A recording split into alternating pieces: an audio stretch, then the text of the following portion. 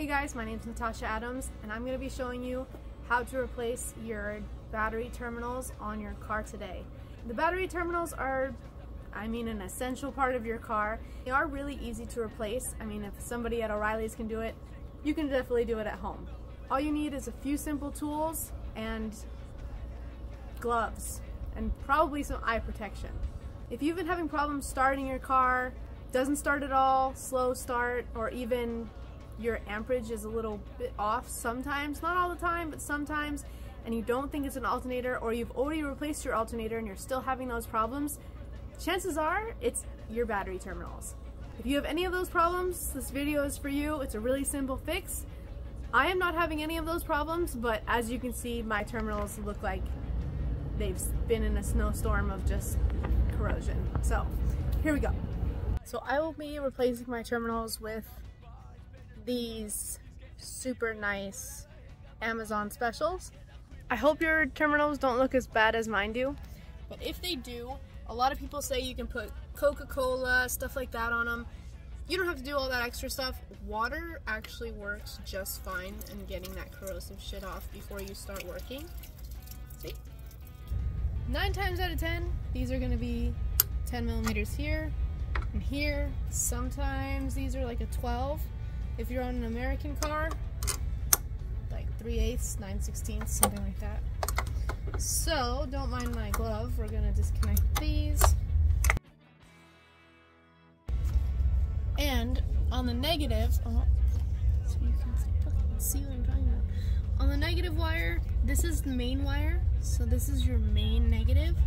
Usually the smaller other wire that's connected to this is going to be going to the body where it is grounded. Now for the positive side, this, I have no idea what this is. I didn't put this in.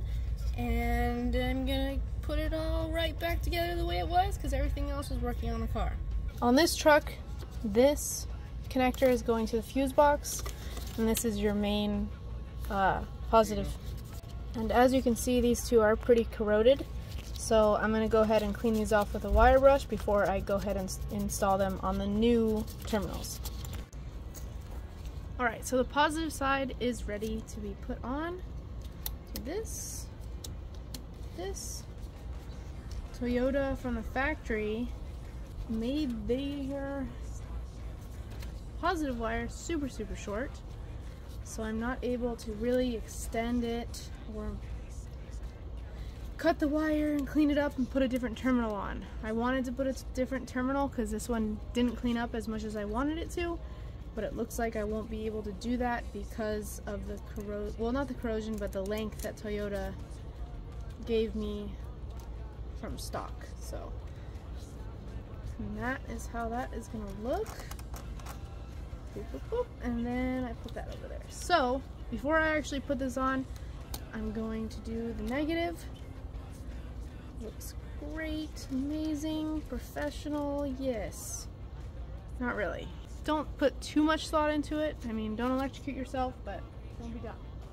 But on the bright side, I do get to make a new terminal for the negative. So right now, I think this is actually, I might have to get a size smaller than this, but it's gonna look a lot better than that does.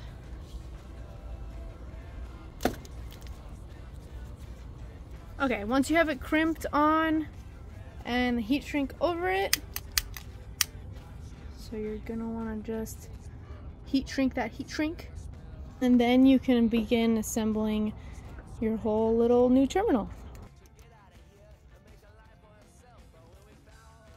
And if you go and get terminals or a battery or something from O'Reilly's, AutoZone, all those places, they're gonna try to sell you a whole kit that you spray on the terminals to make it not corrode and stuff. You really don't need all that extra stuff to spend money on. Depends on where you live, I guess, but here in California, that is a super unneeded thing that they just try to sell you. So don't believe them. Just put water on it and you'll be fine. Replace them, you'll be fine. As you can see, it's not something that you need to go out and spend a lot of money on to fix. Alright, there you have it. Slap that on, slap that on. These have no purpose, these covers, but they look good.